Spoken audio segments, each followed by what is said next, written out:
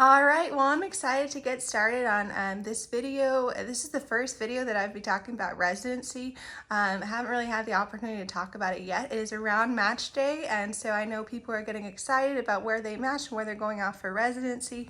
I'm excited for them. However, these are questions I had going through residency that I wish I had asked earlier and things like that. So I hope that you could apply them to this time and then also as you're getting ready to go into residency, whether that's the interview process, looking at residencies, things like that.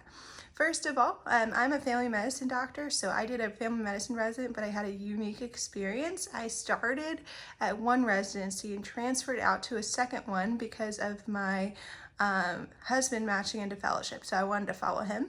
So I have a unique experience seeing two different residencies firsthand. So let's start off with questions you might want to think about in this process. The first thing I want you to think about is location. Some locations are going to be more competitive to get into and more difficult to get into. Others will not be. Do you want to be close to family? I think I didn't really think about that, but a lot of my friends that were close to their family really had a lot of support during residency, which is one of the hardest times or hardest, I would say, seasons I've been through so far.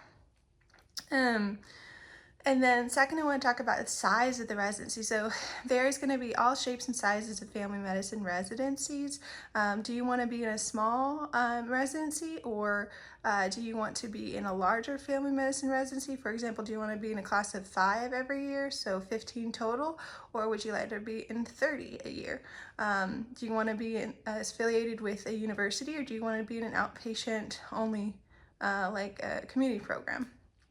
So those are things to think of there. The reason why that's important because, as you know, all the residents have to be able to staff all the required services. So you may be busier if you're at a smaller residency. So for example, my first residency had more residents. I did not take call on the weekends. There was a team there at all times. And a night team that would cover the night service. Versus my second residency, we had something called Saturday night call. You had to go into and do a Saturday night call and then go back to work on Monday, work the Friday before, and it was definitely challenging. So definitely size is going to impact your call. So going into call questions, how often are you on call? Do you do 24-hour calls? What does the call schedule look like at the hospital? Do you take admissions every single day? Do you take them every Monday, Wednesday, Friday? How does that work? That's going to be really important. Apart from call, how often you'll be doing that. Another thing to think about with the size of your residency is, will you be working alone? And will you be covering a service by yourself or two? That's something to be, if that's something you're okay with, that's great. If it's not, something you should know about. For example, at my first residency, you were never alone. You might be alone for your team, but there were other upper levels on the other teams at the hospital at the same time. So there was always someone you could ask questions for. However, at my second residency on the weekends, you may be the only person there if you're the upper level, covering both the medicine team and the OB team. So this becomes very important. Apart from that, one thing I want to talk about is how much hospital is required for family medicine hospital service. It is specific number, I think 750. I could be wrong, don't quote me on that encounters. So the amount of hospital service that you do is going to vary from residency to residency. This is really important for me because I did not choose family medicine because I like the hospital. I chose family medicine because I like the clinic. The hospital's great. You learn a lot there. I enjoyed it. But it was not something I wanted to do. In my first residency, ICU was heavy. ICU was on your team. It was an open ICU, which basically means you take care of floor patients that are not in the ICU and ICU patients at the same time. My second residency, it was a closed hospital, so once they went to the ICU, you no longer took care of them, you took care of them once they came out. And this became important because that just wasn't my interest. While you're in the hospital, sometimes your team will be required to run the rapid responses. Say someone's having a stroke or chest pain.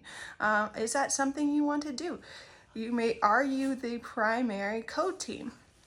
And if you are, is that something that you want to do? At my first residency, we were primary. Unless the ICU physician was there running the code, it was our problem. At my second residency, at the beginning, we did not run rapids, but at the end, they started adding that into our curriculum. So something to think about.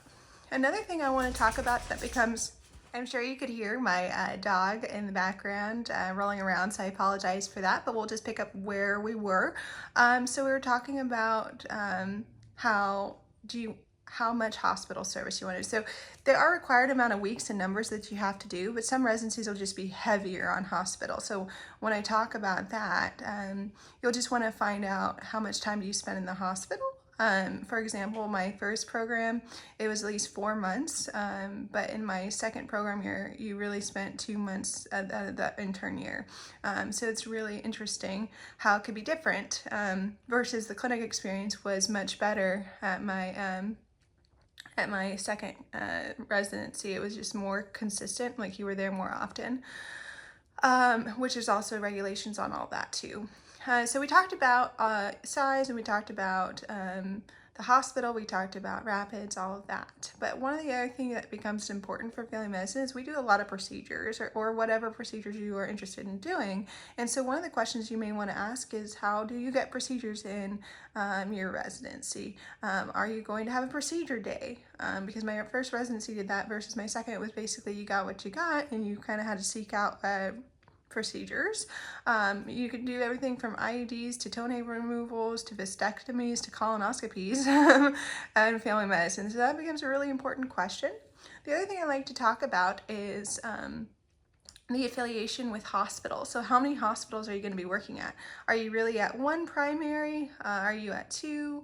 Will you be able to go to a children's hospital as a family medicine doctor or the VA, things like that. So you want to know how many hospitals you'll be working at. The other thing that becomes important is that is associated to that is, for me, I really love pediatrics and I love learning from pediatricians. And so I really enjoyed working at the children's hospital where I was. And the first residency I was at, I did not get that exposure.